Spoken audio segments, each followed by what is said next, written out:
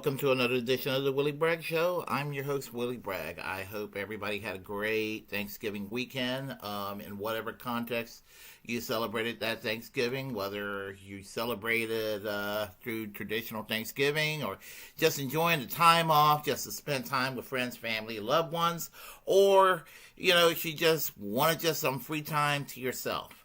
Now, if you're celebrating Thanksgiving because you're celebrating Colonizers' Day, I don't know what to say about that, but I'm going to try to be positive here. So, anyway, I have things going on right now, and have some future surprises to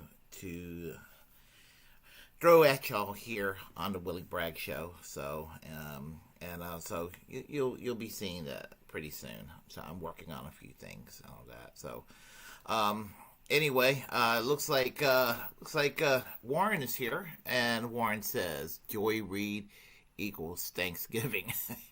yeah.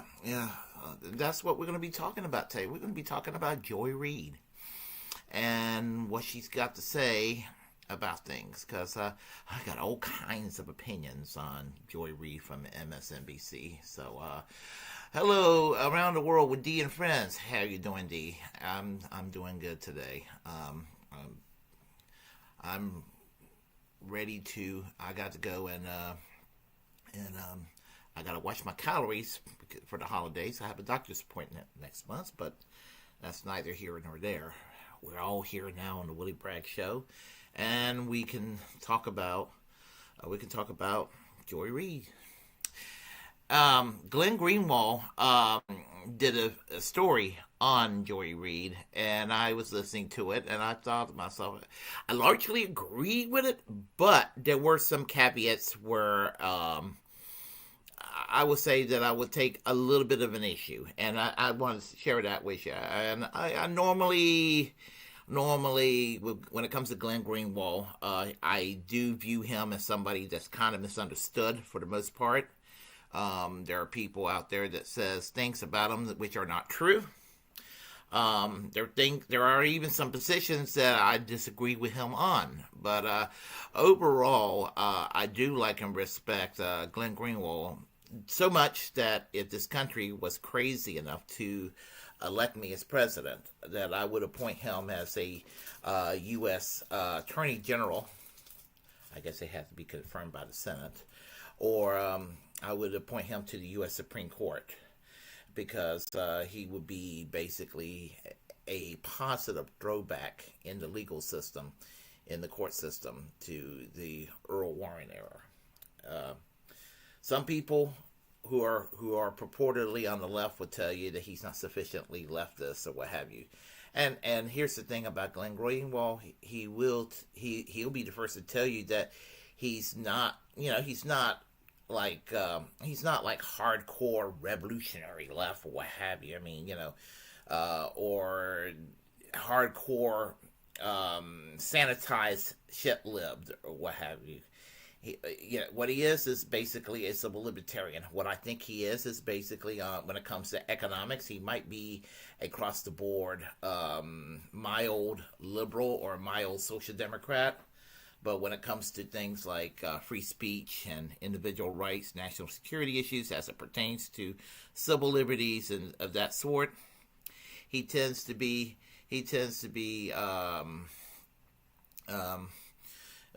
on the side of what it meant to be a member of the ACLU for many, many years. The ACLU has kind of lost their way, but there was a time when the ACLU really put the fear of God into these so-called small government conservatives that claim they're for small government, but when push came to shove,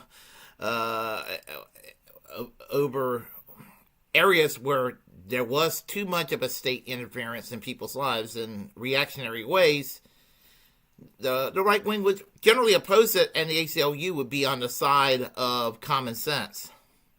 So, and I think that's the perspective Glenn Greenwald comes from even to this day, a perspective that I do share. So, And anyway, we'll get started here. This is from yesterday, I believe. I saw the video yesterday. When did this video come out? Give me a second. I'll tell you when it came out. A few days ago. It came out a few days ago. It's regarding Thanksgiving. Basically, is Joy Reid's cult-like behavior, cutting off pro-Trump friends and family members. And I have a lot to say about that. So, with no further ado, I'll play the video and I'll interrupt where I would either agree or take issue in points where it's relevant.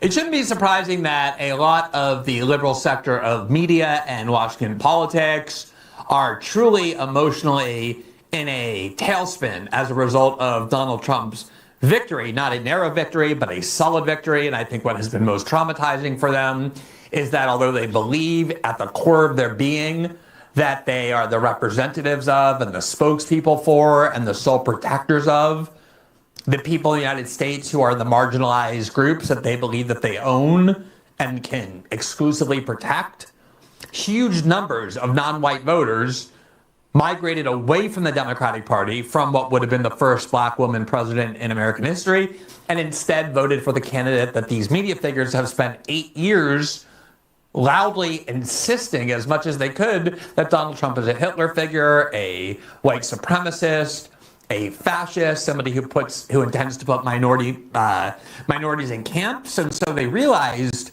their own impotence. They realize they don't have influence on anything. They realize as the polls show, nobody trusts them. Nobody listens to them any longer.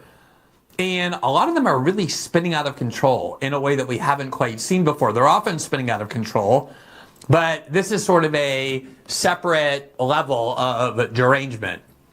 Now, there has been a long time theme among a lot of liberal media, television personalities, and writers that Donald Trump is such a singularly, uniquely evil political figure that even if you have family members and friends who in the past have voted for Republican candidates, good, noble patriots like George Bush and Dick Cheney or Mitt Romney or John McCain, this is an entirely new level of evil, people who vote for Donald Trump, so this theory goes. Okay. That's one that really irks me. For years ago when I was seeing Ellen DeGeneres buddying up with George W. Bush, somebody who actively worked to take away her freedom to marriage, to basic civil rights, what have you. Now, I don't like Project 25, and I don't know to what extent that Trump is going to be endorsing every aspect of Project 25, or is he going to do what is called Agenda 47, which is basically Project 25 with a slightly more moderate anti-abortion narrative framing, and apparently a somewhat hands-off LGBTQ. But then again, you listen to his rhetoric, meaning Donald Trump, that tells you a different story. So we don't know in America what we're going to get with Donald Trump. We don't know in our audience. The shit libs don't know, and even that MAGA base don't know. They all. It's going to be a mystery. It's like what Sally Field's character said in the movie Forrest Gump to her son. It's about life being like a box of chocolates. I think it's you never know what you're going to get. That sort of thing. I think that's what you're going to get with Trump. You're going to get a second dose of that, meaning that he's going to largely disappoint us, obviously, on a whole lot of policy issues. I don't, and even areas where I'm a little shocked that he's showing some areas where there's I would say areas where there's some agreement. Like, for example, And I'm trying to figure out why this is sort of an aside, trying to figure out why he would go and appoint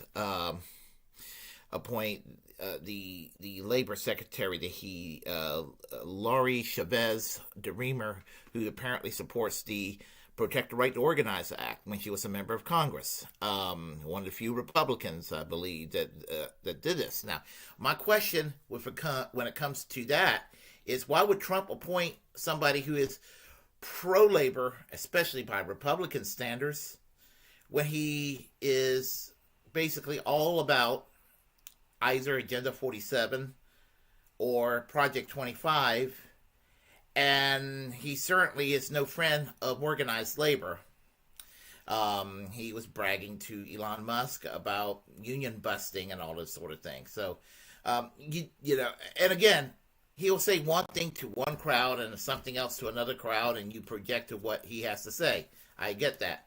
But, you know, he's kind of he's a fucking weirdo. I've never seen anything like that. So again, you're not going to get it. You don't know what you're going to get. And somehow, we're going to find out when we find out. So, and then there's a position of Director of National Intelligence, Tulsi Gabbard. That does kind of clash with some of the neoconservative picks in his administration, like Peter Hegseth, who's going to be the defense secretary. Hopefully that's not going to happen. Hopefully he will be rejected. People like Marco Rubio, that I think will be quickly confirmed. And he's a fucking neocon from hell. And was it Mike Waltz is his name, the NSA guy who worked with Cheney? You know, Cheney that campaigned for Kamala Harris. You know, is he going to go and infuse a little more of the Bush-Cheney doctrine in his foreign policy? Because it looks like it.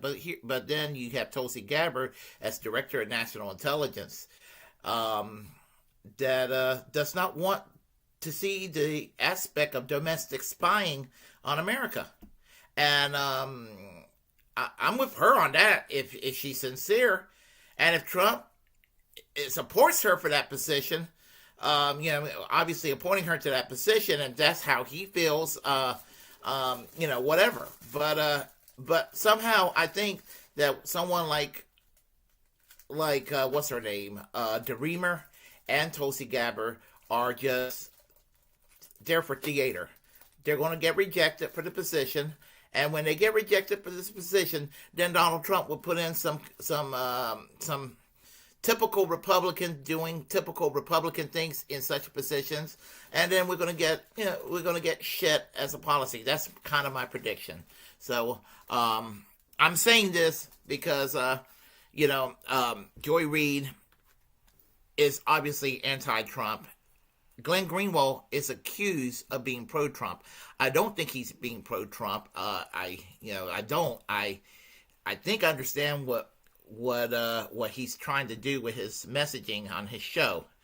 But you have some liberals and some people who purportedly on the left claims that he's secretly pro-Trump. Some even said he was secretly pro-Bolsonaro down in Brazil. You know, the man that actually wanted to jail Glenn Greenwald and his husband, David Miranda. You know, and if Glenn Greenwald's a right-winger, his late husband was certainly, you know, not one. So I doubt that Glenn Greenwald is a right winger. So that's I'm just kind of throwing all this out there as it pertains to Joy Reid, who I really can't stand. So, all right, enough of my mouth. We'll let him continue.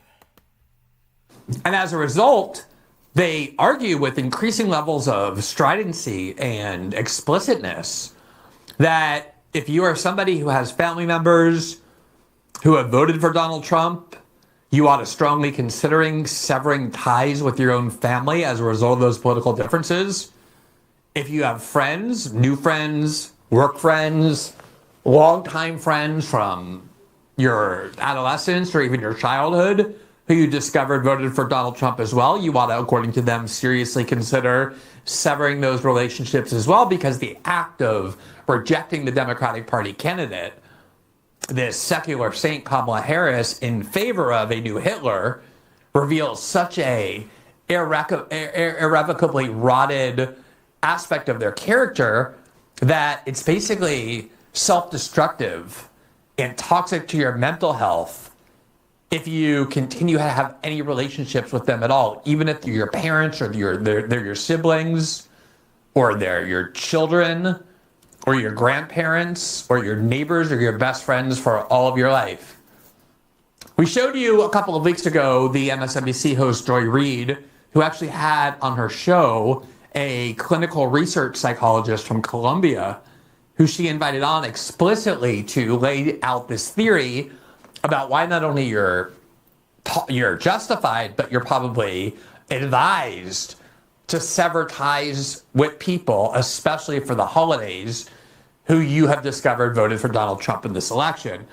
Earlier this week, the very same Joy Reid, not, I guess, satisfied with what she did on her own show, and I don't want to single her out. She's by no means alone in this view, as we're about to show you, but she went on to, I think it was TikTok, and she didn't have the setting of her show. She didn't have a teleprompter. She had no script. She had none of the good camera angles that at least give you a little distance from having to look right at her. She also, as usual, don't have a brain, but that's neither here nor there.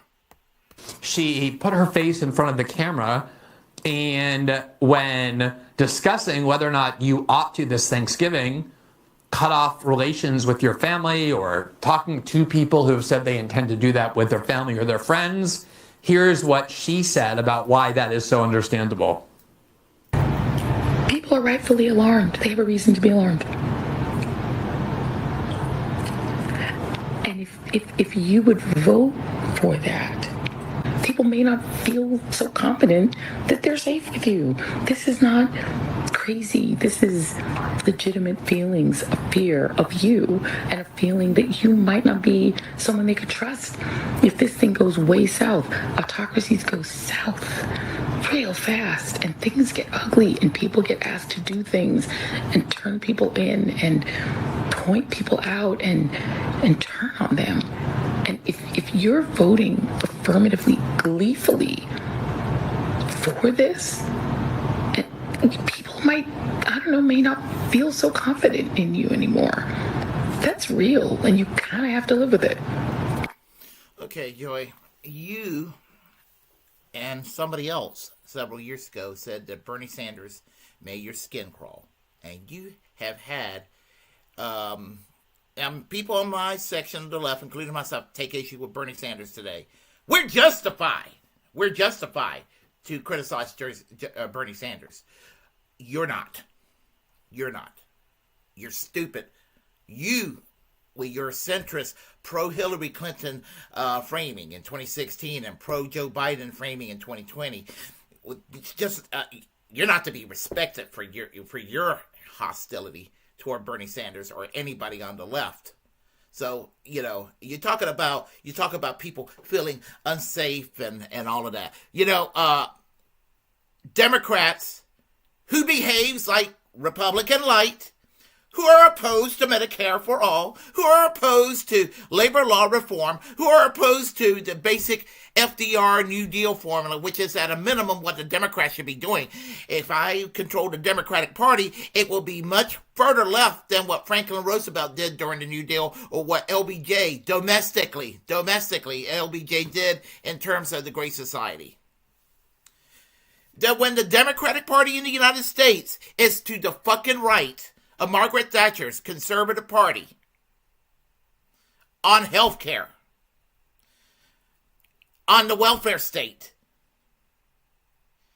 and you're going to sit there and talk about people feeling unsafe because they went and voted for Trump, you're more like Trump than you think. You're more like the horrible side of Donald Trump that you hate. Maybe that's what it is. You're looking into a mirror.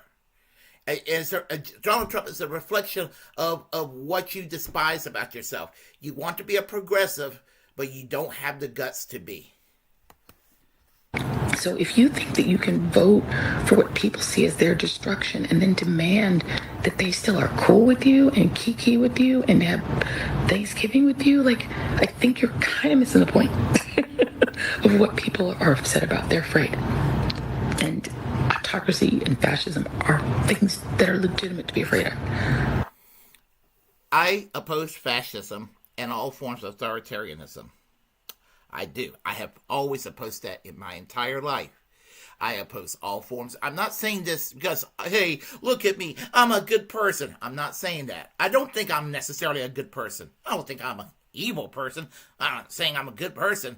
But I do think that if you want to have a decent society, there are just things you don't do. You know, all forms of racism is to be looked down, frowned upon, and to not have any tolerance for.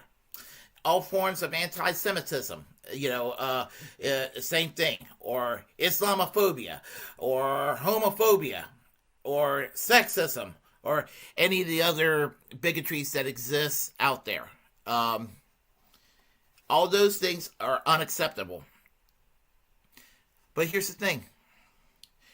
Did every person that voted for Donald Trump, did everyone that voted for Donald Trump, did they go and do this because there's some alt-right, Nick Fuentes type or alt-right David Duke type or what have you? Did they do it for that reason? No. People vote for people for all kinds of reasons.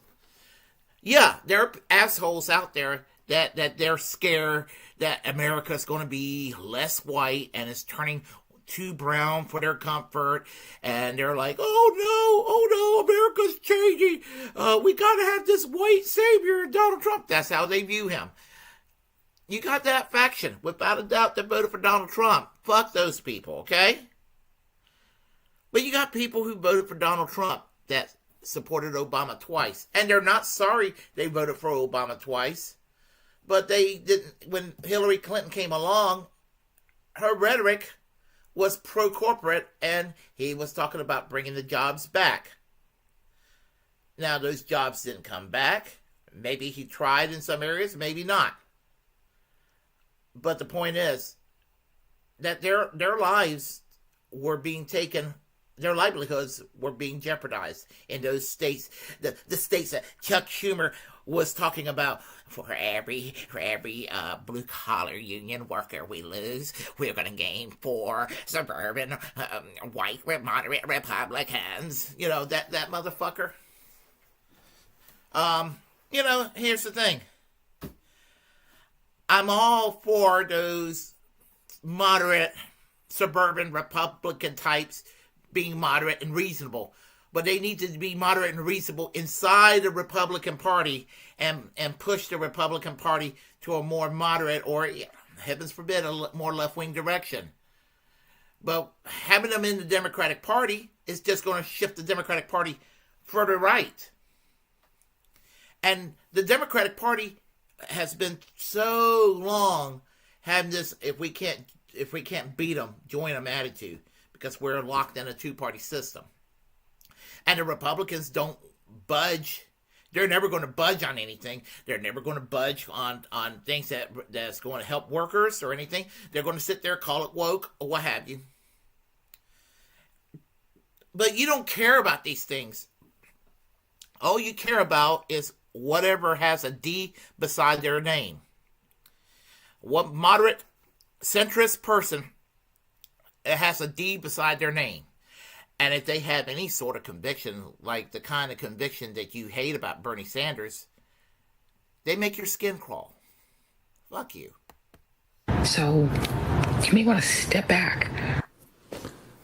One of the things that genuinely amazes me, and I'm not just saying that for rhetorical effect, it does genuinely amaze me, about people like this who live their lives in cable news studios, who work for a gigantic corporation where if she's not making a little bit more than 7 figures, she's making very close to it, certainly is in the very top 1% of income earners in the United States. She spends her time dealing with, obviously not the working class or anything like that, but with fellow elites at MSNBC, the people she has on her show, the members of Congress with whom she often congregates, the advocacy groups that are very well funded, that purport like she does to speak for people who decided they weren't going to vote the way she told them to. There's just no sense of humility, and I cannot understand how someone like this could look at somebody who votes for Donald Trump, even knowing all the hatred she has for Donald Trump, all the beliefs she holds about why he's so menacing or toxic or white, bigoted or whatever, and not even consider for 1 second that perhaps a lot of the people who voted for him either because they don't believe that about him or because they might believe it about him, but nonetheless voted for him despite that, because they think it's true of the Democratic Party as well, but they principally voted for it because, unlike Joy Reid and the people she knows, they're actually confronting a lot of economic difficulty. And the last thing they want to do, as has been true in American politics for decades, is vote for the candidate and for the party that is already the one in power that has made their lives, their material lives, in their view, so deprived. There's just no space in a brain this dogmatic and simple-minded to have empathy for anybody who even has a slightly different view than she does, because she goes on every night and says Trump is a Nazi, he's a fascist, he's a Russian spy, he wants to put me and other people who are dissidents and minorities into a concentration camp. She believes that everybody else believes that, notwithstanding how tiny of a percentage of people know who she is or watch her show, because the world in which she occupies is one in which everybody else believes that. Now, here's the thing about that. Do I think that Donald Trump is a fascist? I wouldn't say fascist. I would say that Donald Trump is authoritarian. But I would say that about Joe Biden. Joe Biden is authoritarian. And we are on the road to fascism. It wasn't caused by Donald Trump. It wasn't caused by Joe Biden or Barack Obama either. They didn't help put a stop to it, but they didn't cause it. I would say that if anything, if you want to blame a past presidential administration for this, and I sound like a broken record saying this, if you want to blame a past presidential administration for this, look no further than the so-called presidency, and I'll tell you why I call it so-called, the so-called presidency of George W. Bush and Dick Cheney. I call it so-called because all the Trump people who claim, those in the Trump side who claim that the election was stolen from Biden in 2020. It wasn't stolen by the Democrats in 2020. They wanted to go back to normal. They got a little bit of the crazy, and they wanted to go back to normal. They got a little bit of normal, and then they wanted to go back to crazy again. Americans are fickle. So they're going to go shifting back and forth between Democrat and Republican. And that even applies to the minority community, which is insulting to assume that just because you're African American, you're expected to go and vote for a Democrat. That's just to be expected of you. I mean, that's an insult to individual African Americans. African Americans, like every other group, including white people, vote for the reasons that they vote. And they come up with their own reasons as individuals. This is not a I'm black, I vote Democrat. It's insulting when conservatives do that to African Americans, saying, "Well, you don't know what you're doing. You're voting for the Democrat." I mean, I can't stand that. But then they sit there and say, well, the Democrats are the racists for this or that, and then they don't really give a damn about the plight of the African Americans. And so I get a little irritated from that spin that comes from a lot of Republican Party hacks. They go and have a Jesse Helms in the past, or someone like a Marjorie Taylor Greene today, and then they get upset if people say, well, they're racist or what have you, or the late Rush Limbaugh was racist, and everything that was indicated said that these motherfuckers are racist. Is the average Republican racist? No, I don't think that the average Republican is racist. Um, but I do tell you where the racism in the Republican Party that exists today came from. And they get angry because they love to throw around, well, Democrats created the KKK after the Civil War, and they were the party of Jim Crow. Well, and that's true. That's historically true. But when you tell them about realignment that took place and the Southern strategy, they're blind to that fact. Look at Vermont. Vermont used to be the most reliably Republican state in the in the entire country, and now they not only did they were the most Republican state, they eventually elected a purportedly independent socialist as a U.S. senator, and they vote Democrat most of the time. These days, you look at any state in the Deep South, including my state, North Carolina, which is more moderate than other southern states. Having that said, still, whether it's North Carolina, whether it's Alabama or Georgia or what have you, these states, they're reliably Republican. They're reliably Republican because after the Civil Rights Act of 1964, the Democrats in the South, the Jim Crow Democrats, felt like they had a better home in the Republican Party. And the Republican Party today is a worse place than it was, let's say, in the 1950s under Eisenhower, because at least in the 1950s, there was some semblance of moderation under Eisenhower. I've always often said when people were calling Barack Obama a socialist, I said, "Are you kidding, motherfucker? Dwight Eisenhower had more socialism in him than Barack Obama." But anyway, today's Republican Party is much worse because the anti-union sentiment that did exist outside of the South for the Republican Party, the anti-New Deal sentiment that was festering for years, even though some of the bulk of the party did kind of accept the New Deal consensus, there was always a faction that was always opposed to it. That faction under Reagan, took over. And then the Jim Crow Democrats who became Republican joined that coalition.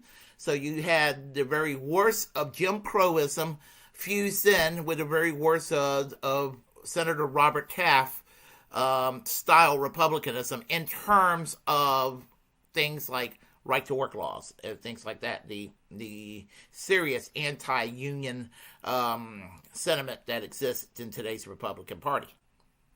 So, and that's another point I want to make out, that when they say, well, Donald Trump made the Republican Party the party of the working class again. Well, we know the Democratic Party basically took a shit on the working class. But the working class element, some of them are either too stupid, too bigoted, or what have you.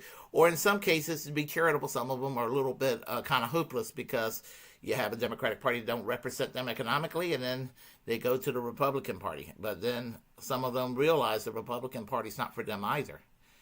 All the more reason why we need to create a third party, a workers' party, some kind of a labor party, not a Tony Blair or Keir Starmer style labor party, but a labor party nevertheless. I said that for Anna Moose, who's up here. How are you doing, Anna Moose? Yeah, labor lost their way. So, but we need to go back to a New Deal and a New Deal with teeth. And so anyway, I'm kind of getting all over the place, but I feel like it fits into this context. So I will let Glenn Greenwald continue. But I will say this: Joy Reid, she suffers from Trump derangement syndrome. It's okay to criticize Trump. It's okay to viciously oppose Trump where he needs to be viciously opposed. What you don't need to do is to hate somebody because they have an R beside their name. That's basically what I'm saying. And for the Republicans, I'll say the same damn thing to them too. Those that suffer from Democratic Party derangement syndrome. The ones who suffer from Bill Clinton derangement syndrome. Bill Clinton derangement syndrome for the wrong reasons, of course. Those that suffer from Barack Obama derangement syndrome. Barack Obama derangement syndrome for the wrong reasons, of course. Joe Biden derangement syndrome. Joe Biden derangement syndrome for the wrong reasons, of course. And of course, just recently, Kamala Harris. Kamala Harris derangement syndrome for again for the wrong reasons, of course, because there were people out there calling her a communist in this election, calling Kamala Harris a communist. Tim Dillon said this the other day. This woman is not a communist. Kamala Harris is not a communist. He said, I know communists. I'm kind of paraphrasing Tim Dillon. I know communists. He says, they stand for something. I may disagree with what they have to say, but they stand for something, said Tim Dillon. And he was right. But he also said that Kamala Harris has no ideology. That's definitely the case. And for somebody who's bumping fists with Dick and Liz Cheney and did not want Bernie Sanders anywhere near her campaign, again, in the context of the Democratic Party, Bernie Sanders is still toxic and poison to them. Like, he's too far left, kind of attitude. So anyway, we'll let Glenn Greenwald continue. So for her, anybody who voted for Donald Trump didn't do so out of economic struggle or deprivation or agreement with him on certain social issues or desire to end. No, it's because, as she said, they voted for autocracy and tyranny and the destruction of people like Joy Reid. The government's coming after Joy Reid. She's very vulnerable, very, very vulnerable person. And therefore, how could you have any kind of social communion with such people, given that they've proven by virtue of their vote, not for Kamala Harris, but for Donald Trump, that these are evil people. And there's a constant implicit encouragement. You're born into this world. You have basically one family. You may form other very close relationships that you consider your family, but one biological family or one adoptive family, one immediate family, your parents, your grandparents, your siblings, your children. This is what forms the foundation of human civilization, of our instinctive devotion and loyalty. And to encourage people to terminate those, to no longer talk to people in your own family, not because they've done anything directly to you that's abusive or that betrays your trust, but because they cast a vote for a candidate that you don't support, or to do so with your very close friends, which studies show most Americans don't have a lot of. It's really mentally deranged. It's actually, I think, quite evil to encourage. It really is. If someone joins a cult, one of the very first things that they're told is that it's unhealthy for them to maintain relationships with anybody who doesn't understand the cult, with people who don't support the cult, who aren't part of the cult's core belief system. And that also applies to MAGA. MAGA is a cult. So anybody here who's here that's on the left side of the spectrum who think this is some kind of secret way to say Trump is okay, that's not the plan. That's not in the equation. I get accused of that occasionally. It pisses me off because it's not the case. I never voted Republican. Well, I voted for one Republican in my life. It was the deacon of my grandmother's church. And he was a nice guy and a friend of the family. I voted for him, but that's about it. But otherwise, I would never vote for a Republican. And that was years ago. I never gave money to the Republican Party. I never donated to Donald Trump. Or I never casted a vote for the damn man. And it will never happen again. Now, I will say this. I've said this to several people. When he got elected, I was neither delighted nor disappointed when he got elected. And I would have said the same thing about Kamala Harris. I would not have been delighted nor disappointed. Because my expectations and my belief systems, they didn't address anything that I believed in. So there was no reason. And people have a hard time comprehending that sometimes that the two motherfuckers on the top that are running against each other are more agreement in policies that you yourself would oppose.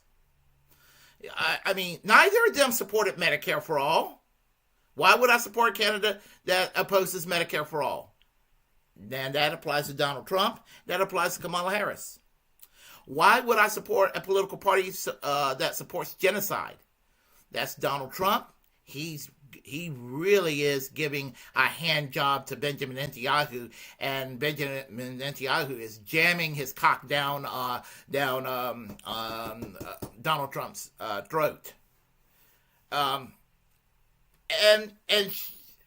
Kamala Harris is asking for seconds. It's like, oh, it's my turn. It's my turn.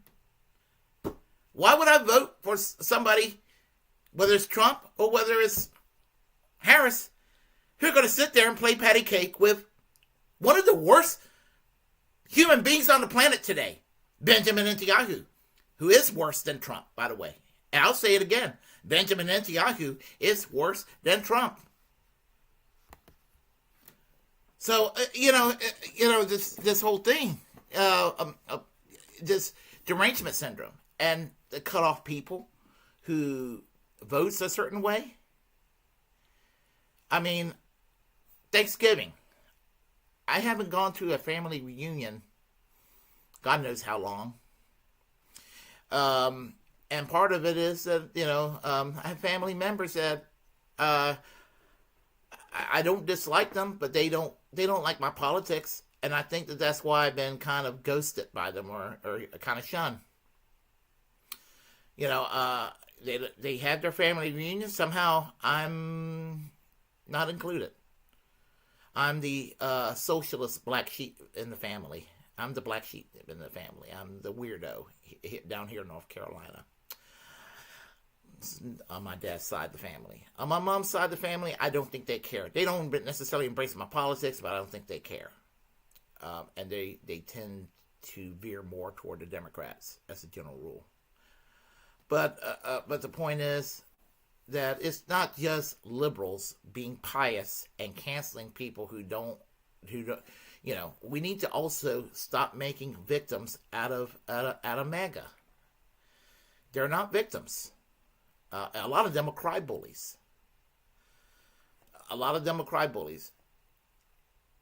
And and all I ever see in America is punching left. Republicans punch left by punching at the Democrats, and the Democrats punch left by punching at Bernie and AOC and the squad. And when I say punching, I'm talking about as a figure of speech, not literally. So algorithms do not interpret my words as violence. And what would Bernie and AOC do? They go and, figuratively speaking, punch left by punching at people who are critical supporters of them, who are pissed off, and some of us who like, well, we're just calling it a day, and we're just going to go and focus on what we're going to focus on. Some people call it the Jimmy Dore left, for whatever reasons. Some of the shit lib types like to use or what have you. So I'm becoming myself kind of more of a nihilist these days, but I feel compelled to share what needs to be shared. As I tell people, it's a great way to get shit out of your system to do live streaming. That's how they isolate people, cut off their key relationships with outsiders, and make sure that the person becomes increasingly dependent on the teachings and the decrees and ideology of the cult and loyalty to the cult leaders. That's what these people are trying to foster. Now, as I said, this has been a theme that has developed over time. Here's the New York Times in November 15, 2016, right after Trump won the first time. The headline was, "Political Divide Splits Relationships and Thanksgiving Too." And they were narrating how a lot of people have a great deal of difficulty seeing their family members if they know they voted for Donald Trump, that even in their own personal relationships or even spousal relationships, it is starting to fracture the trust that people have in one another. This is really, really deranged stuff. Here was the Washington Post right around the same time, November 18, 2016, entitled "Surviving Thanksgiving. Your Family Voted Wrong." It's "Fight, Flight, or Drink. Surviving Thanksgiving when you hate how your family voted." Where does this come from? I mean, people inside families have been voting for different candidates for generations. That's kind of the nature of American politics. Young people often see the world one way, their parents see the world another, their grandparents see it an entirely different way. People see the world differently based on their economic status, their social values, their religious convictions, where they live, what their community believes. And other than the Civil War, where there's actual violent war, deadly war that often involved family members on different sides, the United States has never been a country where people were encouraged to fracture their family ties or their marital relationships or their longtime friends based upon political differences. This is something that the media began encouraging in the wake of Donald Trump. Here was Harper's, the magazine Harper's, in November of 2017, entitled, quote, "If you are married to a Trump supporter, divorce them." Let me say that again. I know it's kind of shocking to believe. The headline is, "If you are married to a Trump supporter, divorce them." Okay. My dad's 82 years old. My mom's 80 years old. My dad's a Republican. My mom's a Democrat. Strangely enough, the political divide was never really a thing. My mother's not a fan of Trump. I mean, my mom is what you would call she's your typical, Puerto Rican, Roman Catholic, pro-life Democrat. And she would never vote for Trump nor any Republican. Not out of hatred or anything. I mean, she just her politics just veered toward a vague liberalism. She just believed in this kind of vague compassion that liberals have, or what have you, overall. And so, but she wouldn't cancel somebody out for voting for Trump. My dad is basically he's basically a middle of the road Ronald Reagan Republican, American. My dad's American. He's a middle of the road Republican. Voted Republican most of his life. He voted for Perot in '92. Continued to vote Republican for the most part. I think there was elections that they both skip occasionally. They haven't voted in every election. They're not as into it as I am. But I'm trying to think. And let's see, he did vote for Trump in 2016. He voted for Biden in 2020 because he literally told me Trump exhausted him. I got tired of seeing Trump on TV. I got tired of hearing him on the radio. I got tired of going online in the morning and watching the news, stories, and he's everywhere. He exhausts me. And he liked Trump on some, innocuous standard Republican policies. But he was like, we needed to get back to normal. And my parents, this is COVID, and until last year, they were wearing the fucking mask in public. And they got themselves vaxxed, and they got themselves jabbed, and continue to do so occasionally. They're a whole lot more cooperative about that sort of thing than I am. Not criticizing them, but they just felt like it was the right thing to do. They ended up getting COVID anyway, but I think it had more to do with their age than anything else. But suffice to say, 2024, he was just, again, he thought that Trump was just too. It was not out of TDS per se. Some people would say he became a never Trumper, but it was like he saw some of the authoritarian streak that exists in MAGA, and my dad's a very moderate person. I mean, he's, even though he's a Southerner, and all that. He, and a conservative for sure. I mean, he's always been pretty moderate on things, kind of in the middle. He kind of like things very sensibly in the middle, and just who he is. And he just thought that he was too demented and too deranged, and he wasn't particularly fond of Kamala Harris, but it was a reluctant vote. He kind of like RFK a little bit, but he said that might have been the best candidate running, but of course, that wasn't an option, obviously, on election day. But it's what I'm basically saying is, I think that they have a good marriage. They managed to have a good marriage, and I don't think that they're gonna. I don't think they're going to get a divorce or what have you. They don't even argue. They have disagreements. They don't argue. I never heard them argue over politics. I promise you, that can happen, and that can happen. The unfortunate truth about being in a relationship with someone who supports Donald Trump.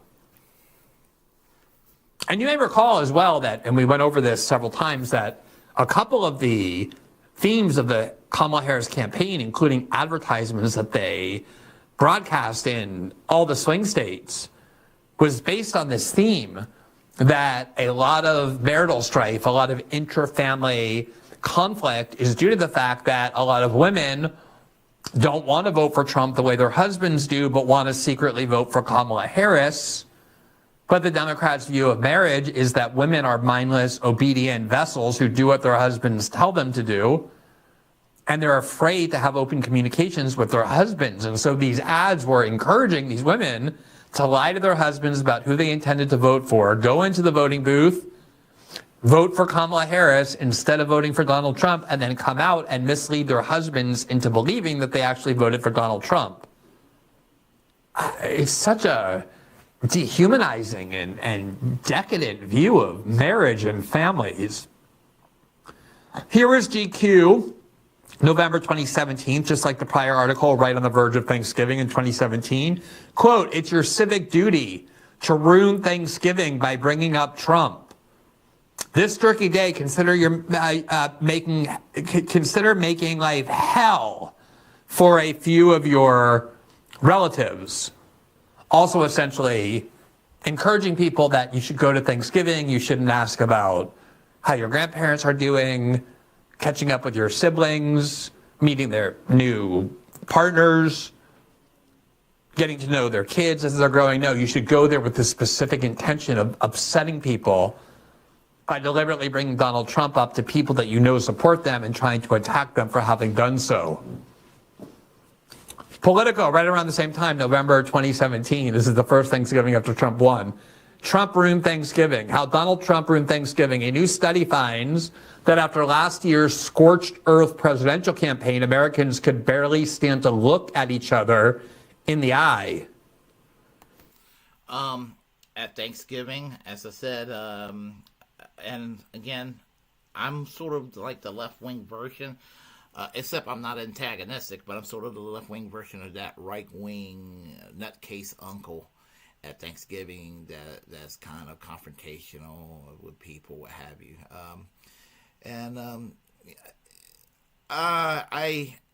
That might partly be my fault in the past a little bit, although I'm not as abrasive as that stereotype.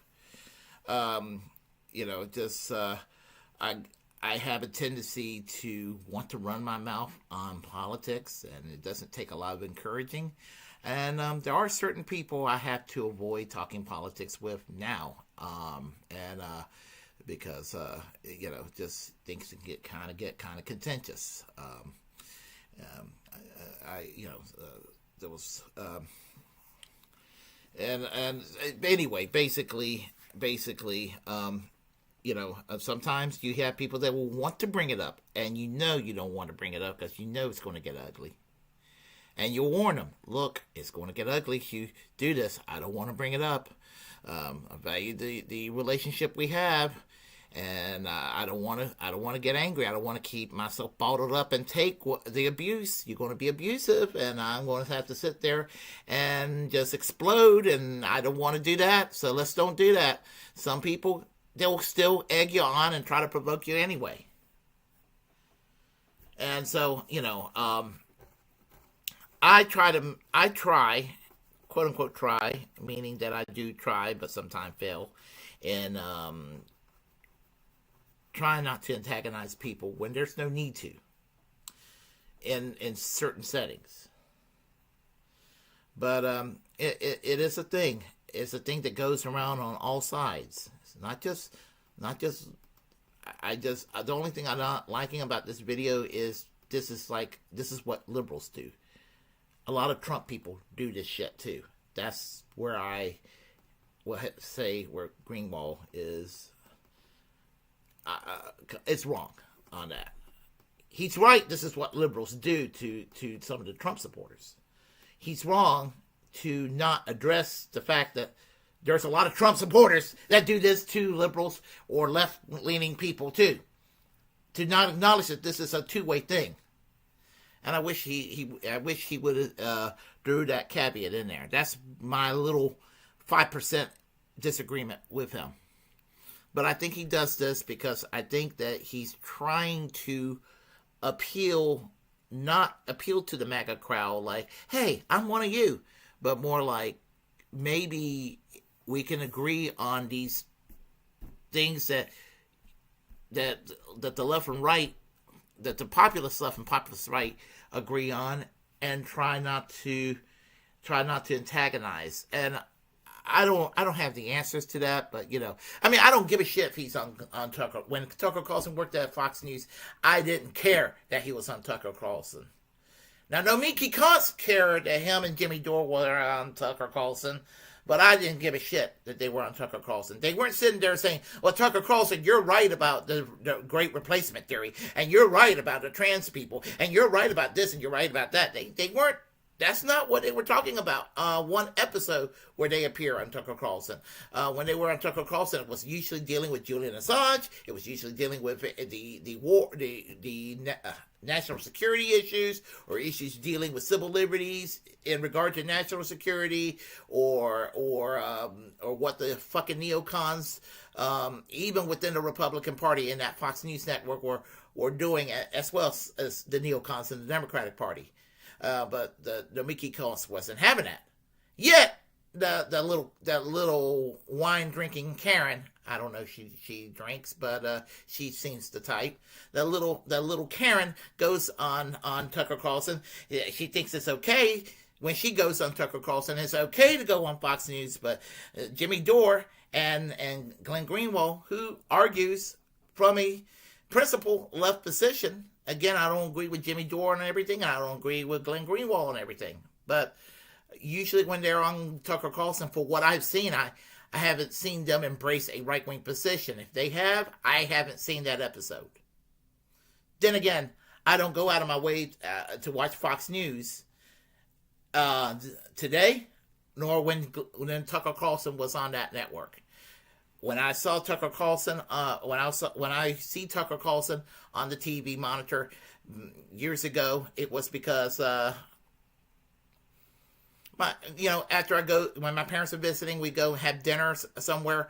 We'll go have a cup of coffee at McDonald's or something like that before we go home when they're visiting, and McDonald's will always have it on Fox News. So, and usually I will see. I'll see that up there, and then I'll go and check on the internet. We'll see what the hubbub is about. But thing is that when Nomiki Konst goes on Fox News, and she's a contributor, or was a contributor, I know she was at one time, she's like a lot of spineless, whiny centrist that gets treated like a doormat, and she can't properly make her arguments. And she, she's a little bit better than those whiny centrists on economics, but I can't stand a little bitch when it comes to her cancel culture stances. But anyway, we'll continue. Americans could barely stand to look each other in the eye as a result of the election outcome, according to Politico. Mother Jones, also in November 2017, you see this is all around Thanksgiving. Thanksgiving fact-checking. Some Thanksgiving Trump defense fact-checking. It was purporting to provide its readers with things that they could and should say when they went home for Thanksgiving and learned that some of their relatives had voted for Donald Trump instead of Hillary Clinton, and they were supposed to raise political arguments and mount the defense, and Mother Jones was reporting to arm them with the fact-checking so that you can tell your uncle or your grandparents or your mother who voted for Donald Trump that they were deceived and misinformed and ignorant and stupid. And according to Mother Jones, here are all the reasons why you were supposed to tell them that. I'm not saying I haven't seen political discussions during Thanksgiving holidays that I've had with my family over my entire life. I presume lots of people have political discussions or even disagreements in passing. But the idea of family is the reason you're spending Thanksgiving with them. It's a holiday set aside for you to go do that. It's precisely because it's a time that you're supposed to nurture those family bonds. We have a very modern society. It's not the case anymore in the United States. And it's interesting, in Brazil, there's still a culture like this. There still is in a lot of other countries, but not the United States, where families stay together. Oftentimes, kids leave the house at 18 to go far away to college, and they don't really come back except for holidays. So the family and the parents and the kids split up at a very early age. And then you have your grandparents who live alone. They don't live with you either. And then once they get to the point where they need some help, they go into assisted living or nursing homes. And so American society is structured financially and in every other way to have families separate, to segregate more than almost every other society in prior history. And so Thanksgiving is the time of the year where you're supposed to connect to your family. You're supposed to find that special bond that you could only have with your family. And you have this political media not just observing, but encouraging people to corrupt it, to contaminate it by seeking out not just disagreement and good faith, but lingering conflict that can fracture families, where you purposely raise the kinds of political disputes that you know are likely to produce the greatest source of anger. What? I won't mention the person's name, but I have a friend. This person's been on the show before. This person might not mind me talking about it, but I will respect the privacy of this person. I will describe the person. This person is a minister in Billings, Montana, and he's a gay man married to his husband for they just celebrated their 10th anniversary. His family mildly conservative. Or were mildly conservative. Sister was always unhinged right-wing. 9/11 happened.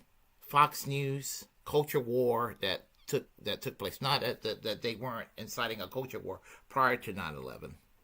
But they got caught up into that whole culture war thing, and they took a whacked out shift to the right. And joined some kind of independent fundamentalist church. And they got, some family members were reading the Epoch Times and this sort of thing, and watching OANN and Fox and Newsmax and all this sort of thing. And they accused this person of, this person and his husband are like they're like the most wholesome people you could ever imagine. But they're trying to paint him and his husband like they were some, you're part of that radical LGBTQ agenda, and they were going into QAnon conspiracies and making accusations. And this person is not a confrontational person. Person is actually one of the nicest people you could ever talk to. And was trying to keep civil. And he fucking exploded on them one day, and he couldn't take it anymore. He just couldn't take that shit anymore. My point is that Fox News and right-wing media uses these culture wars and incite. If you watch Fox News, and I'm not trying to sound like your typical Democrat saying this, it's true. They're trying to every day find a reason to dehumanize people who are not a Republican, if they vote Democrat or what have you, and let's also include independents who are progressive or left of center. The left, we'll just say the left, blanket and Dyke. Let's go with the left, the liberals and the left. We'll just say that. Fox News spend every waking moment trying to demonize anything vaguely left of center. If it's left of center, it's woke. It's part of the woke mindset. It's they're grooming and they're indoctrinating our children. I mean, they want to go and accuse people of being pro, what QAnon claims is happening.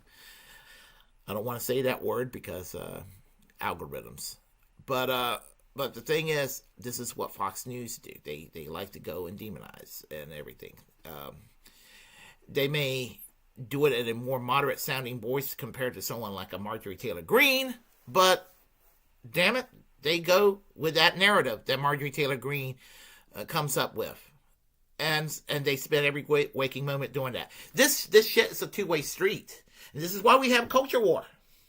And like it was said earlier about, I think Cowboy Kitty said it, going back to, was it Cowboy Kitty that said it? Let me scroll back here. Well, I can't find it, but I'll give Cowboy Kitty credit for what he said. Cowboy Kitty said that it's a divide and conquer strategy. They divide, and we can't have nice things in this country because of this shit. We can't have nice things in America because there's a culture war. Nobody's saying that you have to love trans people, but you leave them alone. There's nothing wrong with being trans. Leave them alone. Let them go to the bathroom of their choice. What they identify with, you let them go to the bathroom. It's not a big deal. Drag reading hour. If as long as they're not naked and wanting to do porn or what have you, I don't see the problem with it. So there are just things out there, and my gosh, class reductionist topics are now woke. You support a union, you must be woke. You support Medicare for all, you must be woke. So anything I don't like is woke. You can't have nice things because the people are poisoned by this rubbish they fall for. And it's irritating. It really is irritating. And there's no reason that some of these issues that all of us basically in this audience would agree with should be considered fringe or woke.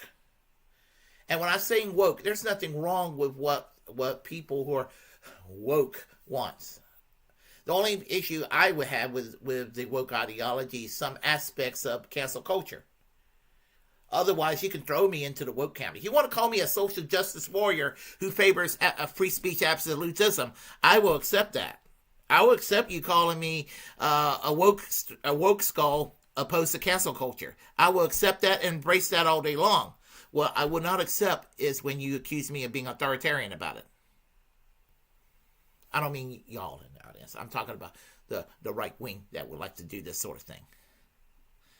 And that's kind of where I'm coming from there. But Fox News will sit there and they will go and paint a picture.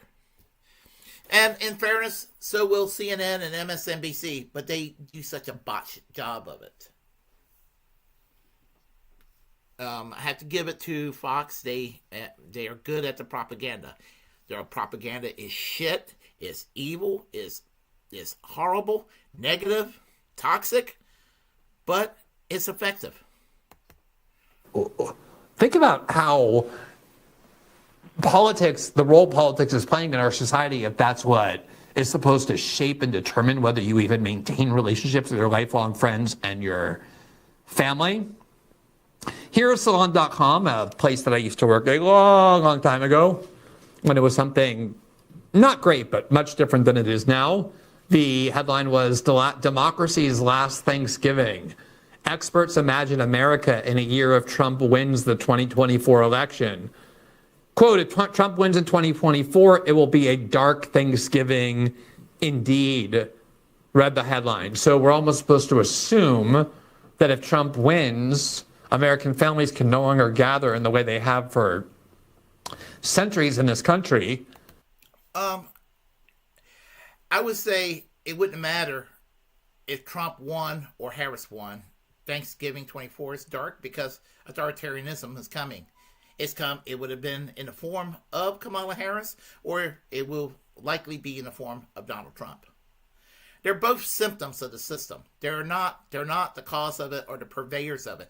They're both part of the cogs of the machine of the system, which is geared toward authoritarianism.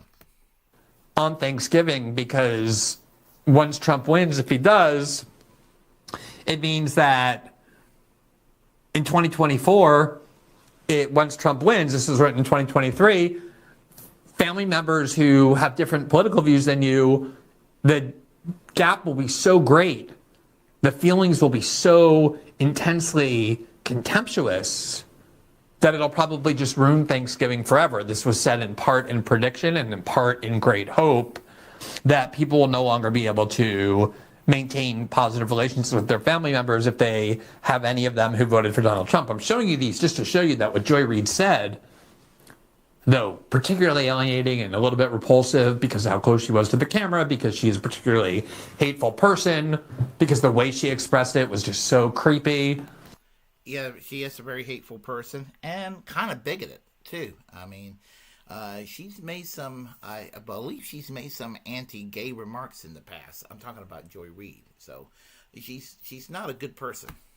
I'm taking pride in this. This didn't come out of thin air.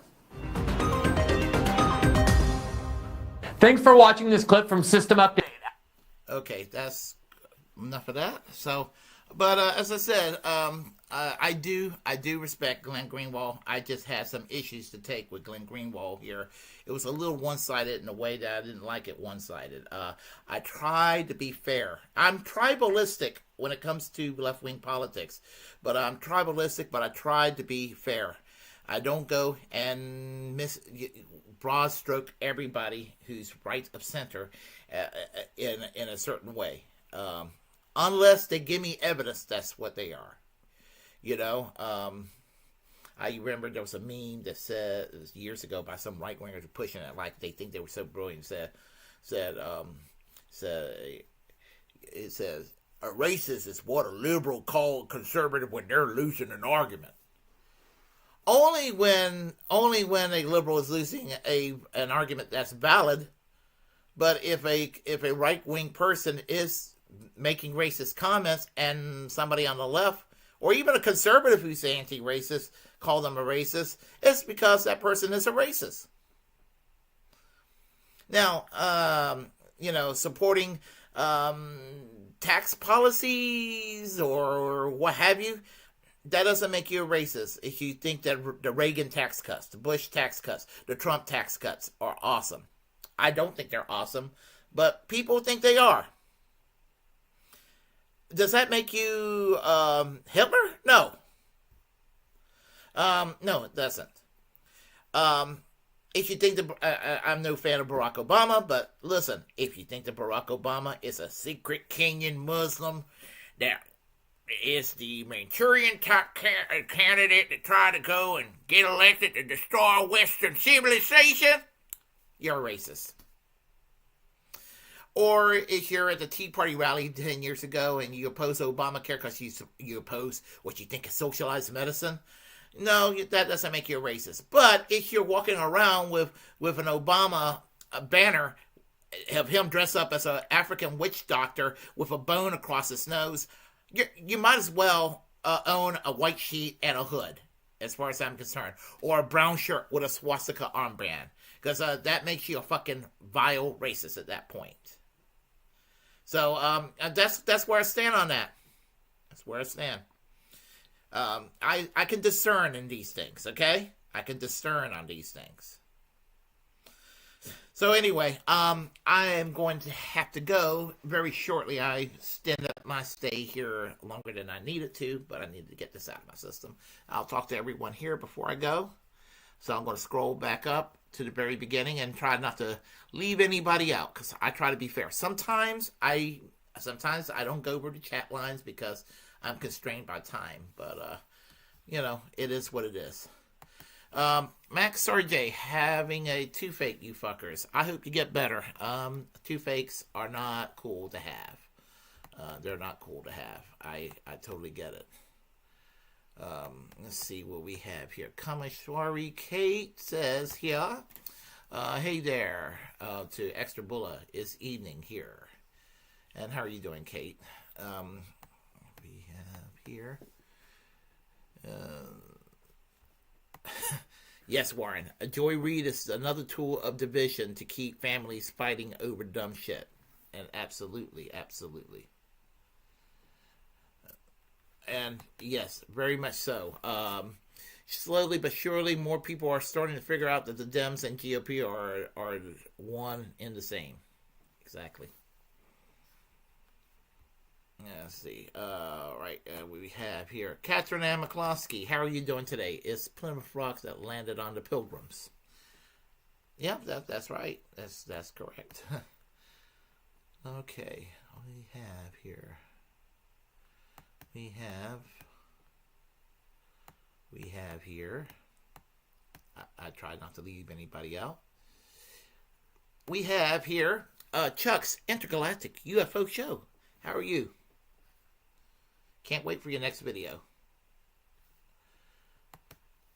I try to be civil most of the time, but sometimes I just can't take it. So and when I unleash myself, there's no stopping to me.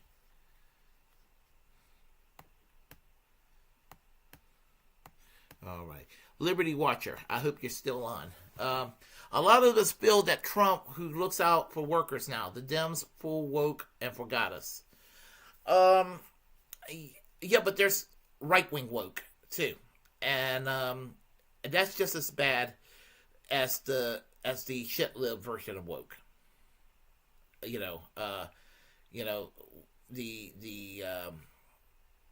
Christian right sort of nonsense, not knocking down people who are all into God. I'm just saying, people who wants to do Christian Sharia in the United States. And I don't want any kind of theocratic state here at all. Okay. It was you Dems who intentionally opened the border to let illegals take our jobs. Okay, Liberty Twitcher, let me tell you something. I'm not a Dem. I'm not mad at you for saying that, but I just want to correct the record. I'm not a Dem.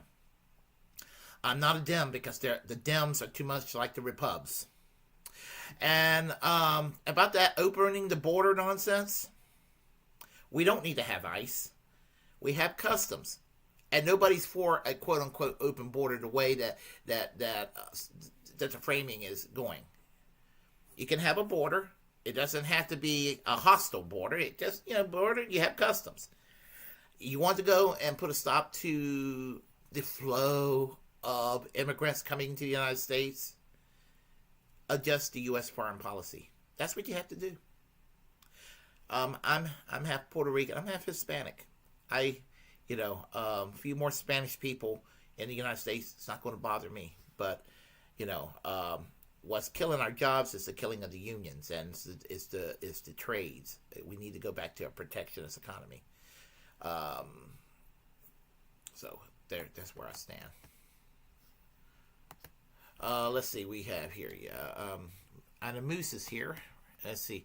Now I'm going to punch my pillow like it's Kershey plushie. Yeah, let's see. All right. Watching Joy Reid lose her shit makes me feel like it's a holiday gift. There is a certain amount of humor to her in that regard. Okay,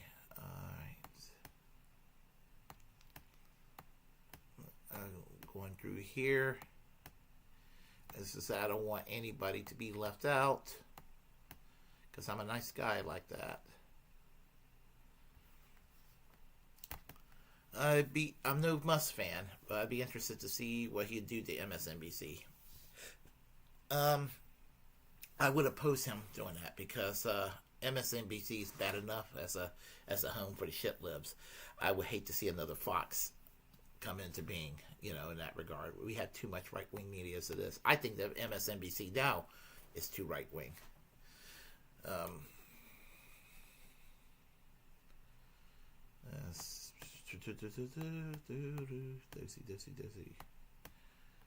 right. We're looking through here. It's true, Cowboy Kitty. I'm half Hispanic. I know I don't look it, I'm just like David Packman, except I'm Episcopalian, not Jewish. Let's see. P Stub is here, and P Stub said, "Extra bullet. The problem with political jokes are that too many to get elected." Very true. And Cowboy Kitty says, "Greenwald clapped Megyn Kelly's cheeks on Syria." Yeah. Megyn Kelly, she tries to be this badass person, and she just I don't take her seriously. Okay. Looking through here. Justice is coming. Says, yes, he is, Warren. I'm trying to think. Oh, it's to movies are you taking? I think it was some kind of running joke here. Shank's worn out. Shank is slowly turning MAGA, just like Anna Kasparian. I'm going to have to do a video on that at some time in the near future. Let's see. Okay. Again, I don't want to forget. I think this is everybody. I don't want to forget anyone. Okay. All right. I think that covers everyone. So, thank you all for showing up here at the Willy Bragg Show. Braggland should be on tomorrow at 7 p.m. I will say right now, trying to think if there's anything going on in the near future. I'll have a show. Tomorrow, Tuesday afternoon at 2 o'clock, Jen Perlman returns. We're going to be talking about the 2024 election, what went right and what went wrong, and where we can go from there.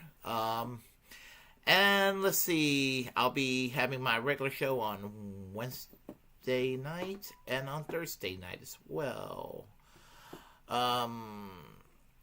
And I'm going to try to work on having guests back on the show. So there you have it. So tomorrow at 2 o'clock p.m., Jen Perlman will be on the Willy Bragg Show. We're going to talk. And then at 7 o'clock, we'll have Bragglands. And then at Wednesday, regular show. Friday, regular show. You know the deal. So anyhow, if you like what you heard, please press like.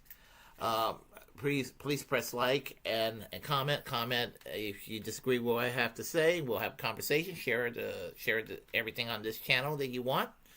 As the First Amendment absolutist, it's my duty to inform you to create your own platform and utilize it because we are, in fact, the muckrakers of our time. To subscribe to this channel, help make this channel grow. Let's try to get this channel to grow. And reject corporate media because they have nothing to offer. Let's work on fully freeing and pardoning Ed Snowden, fully pardoning Julian Assange, to free Palestine, and to work for free health care for all, and for our own self-preservation to fight for free speech. And as I said, I don't want to leave anybody out, so we had somebody here, and this person said, if you were right-wing, people will call you a chud. Yeah, I don't know if I was called a chud ever. Then again, I'm not right-wing. So, all right, so I'm out of here. Y'all take care. Talk to y'all later. Bye-bye.